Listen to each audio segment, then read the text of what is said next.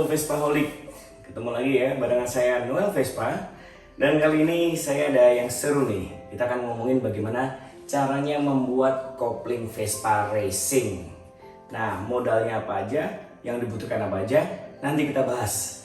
Dan gak cuma itu aja ya, karena kita akan juga bahas apa itu kopling Vespa dari TK Racing dan membandingkannya dengan kopling Vespa dari SIP Sport. Wah, pasti seru banget nih. Jadi jangan kemana-mana ya, langsung aja kita cek barangnya.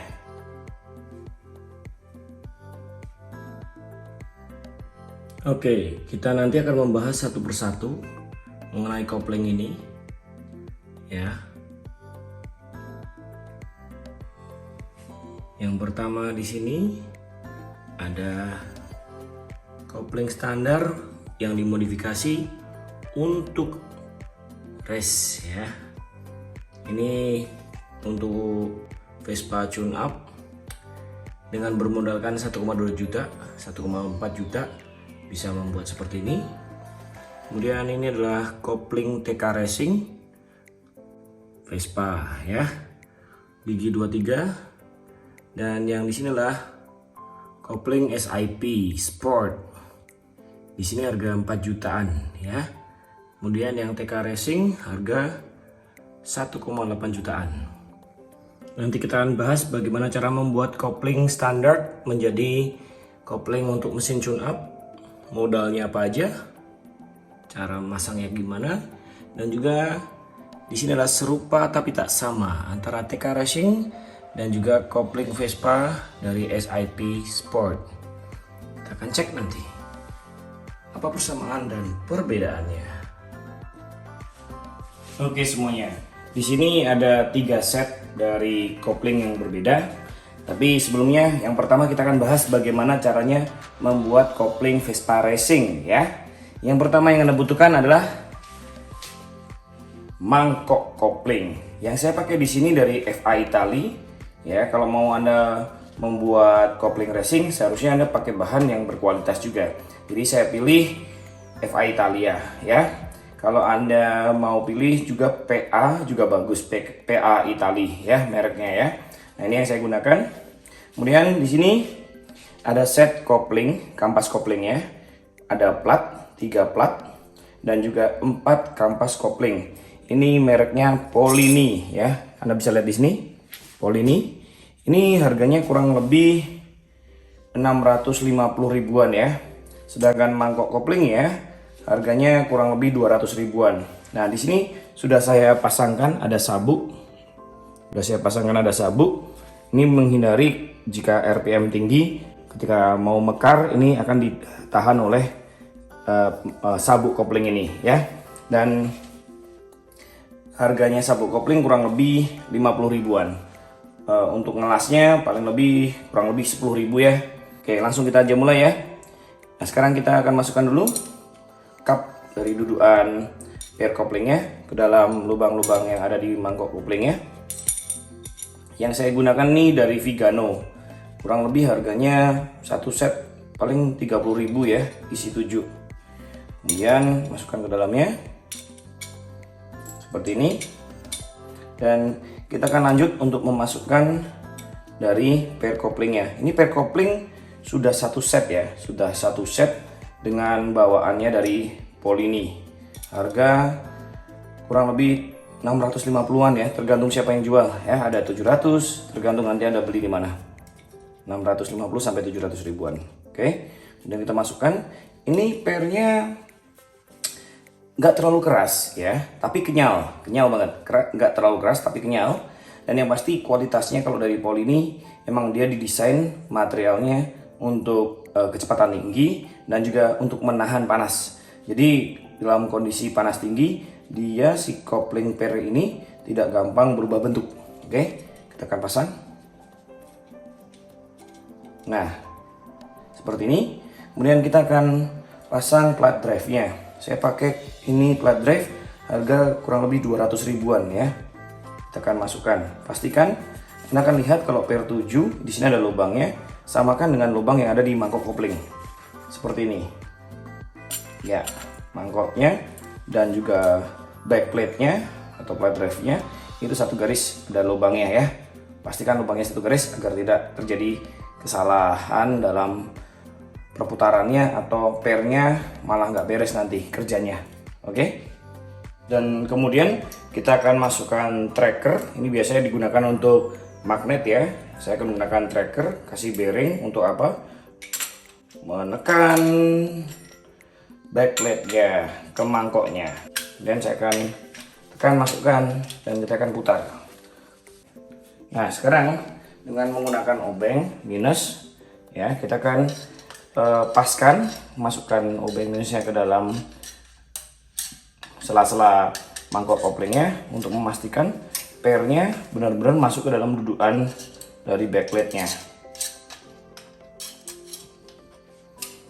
Oke, kita coba lebih tekan lagi.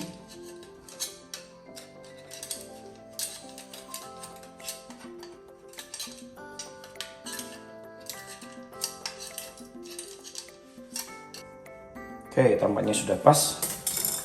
Tekan lebih dalam lagi. Sekarang kita akan masukkan kuningannya. Kuningannya kita akan masukkan ke dalamnya. Ingat, pastikan kita akan lumasi dengan oli. Yang saya gunakan adalah BM1, walaupun botolnya pakai Prestasi. Jadi jangan ngomong ketipu ya. Oke, dan kita akan masukkan sekarang bagian gearnya. Kita ini pakai gear 23. Saya akan pakai ini untuk Spartan saya ya. Oke, namanya mulus. Nah, kita all in sebentar bagian bawahnya. Oke, kemudian kita masukkan satu persatu ya. Kalau dari sini berarti mulai dari kampasnya dulu.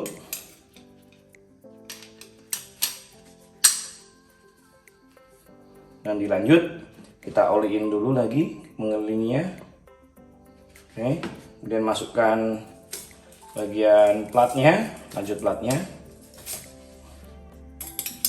Oke, dan di sini saya mau ingatkan di bagian plat itu pasti ada salah satu gigi yang nggak ada. Nah, ini ada gigi-giginya, ya ada gigi-giginya. Kemudian ada satu yang giginya ompong, ya toh.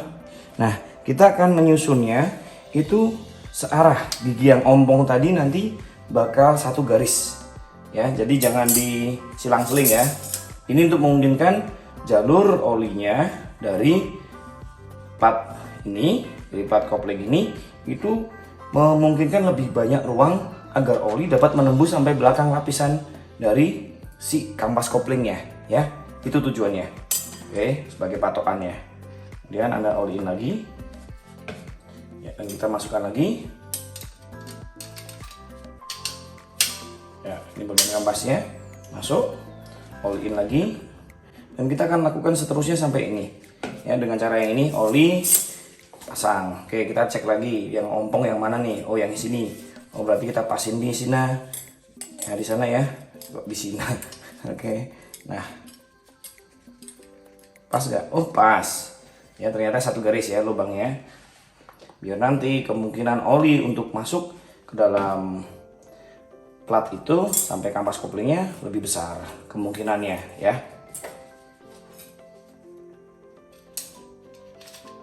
Masuk lagi ya. Lanjut lagi di all in.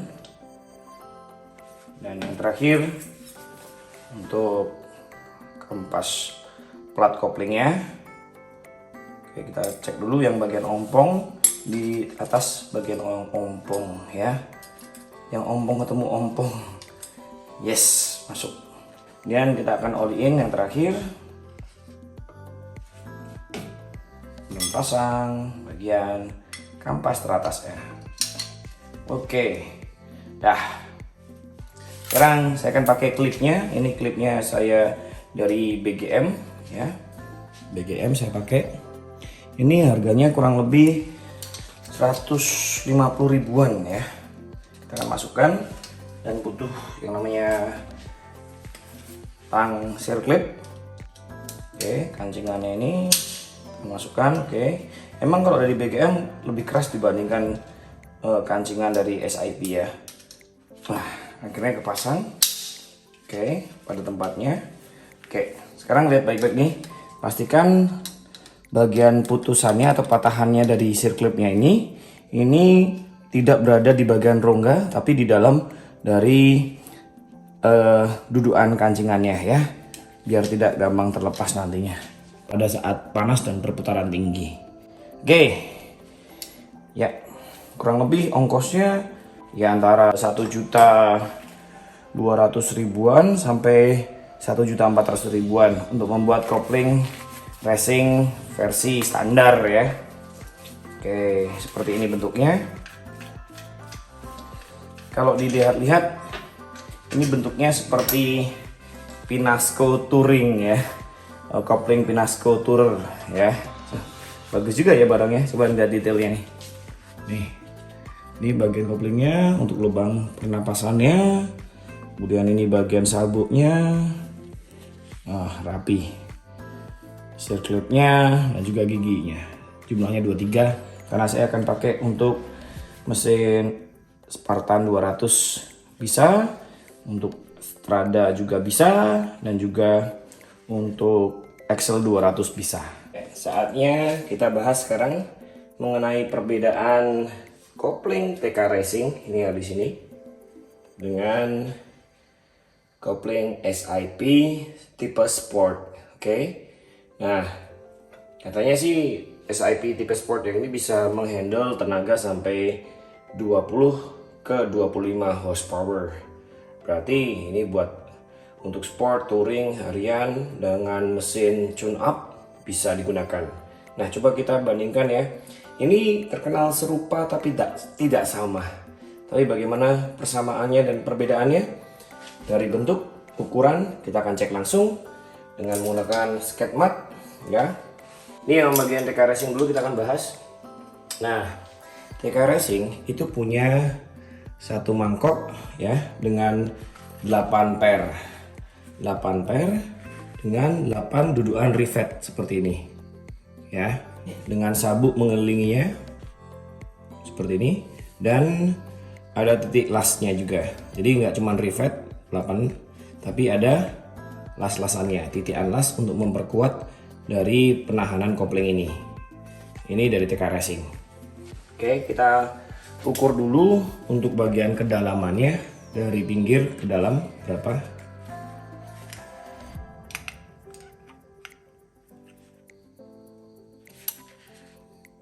Kurang lebih 2,5 cm.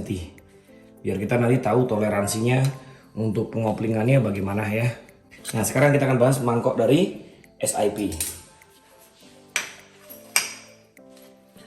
Mangkok kopling dari SIP seperti ini bentuknya. Oke, di sini ada 8 per, tapi mangkok koplingnya itu siap untuk menghandle tidak hanya 8 per, tapi bisa dipasang sampai 16 per. Lihat nih titikannya. Oke, ini ada rivet ya untuk dudukan pernya. Nanti pernya dimasukin ke sini nih. Nah, seperti ini contohnya. Oke, dan dari mangkoknya sendiri ada sabuknya. Tapi ada harga, pasti ada kualitas ya. Jadi dari SIP Sport, Anda bisa lihat las-lasannya sangat rapi seperti ini. Dan dari tampak kepalanya ya, Anda bisa lihat ada logo SIP, kemudian ada 16 kelingan atau rivet ya. Kita bandingkan nih, head to head. Ini TK Racing, ini SIP, seperti ini. Jadi biar Anda bisa pilih mana yang Anda ingin beli ya. Seperti ini dari samping ya, las-lasannya Anda bisa lihat perbandingannya. Ini adalah TK Racing, ini adalah SIP. Las-lasannya seperti ini. Oke, dan kalau ini kedalamannya adalah 2,5, kita cek coba yang SIP nya.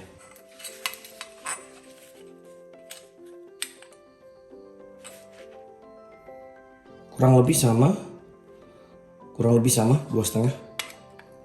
Oke, untuk kedalaman mangkoknya. Terus kita sekarang cek untuk gearnya, untuk TK Racing dulu ya, dan juga SIP. Ini adalah TK Racing, ini SIP. Tampak serupa kan ya? Ya kan? Tampak belakangnya sangat mirip satu sama lain. Tapi coba kita lihat ukurannya. Ukuran dari dudukan plat koplingnya ini. Oke,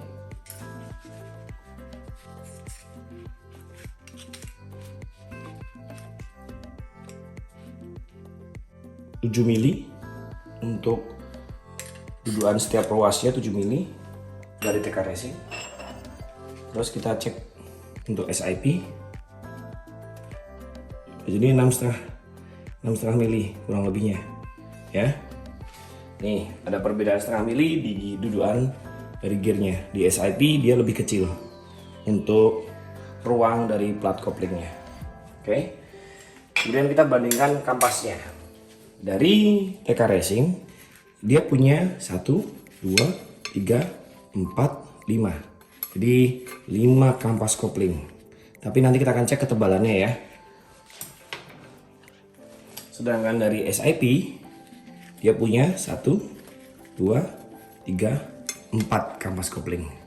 Dari SIP punya 4 kampas kopling. Coba kita cek salah satunya dan kita cek lihat ketebalannya.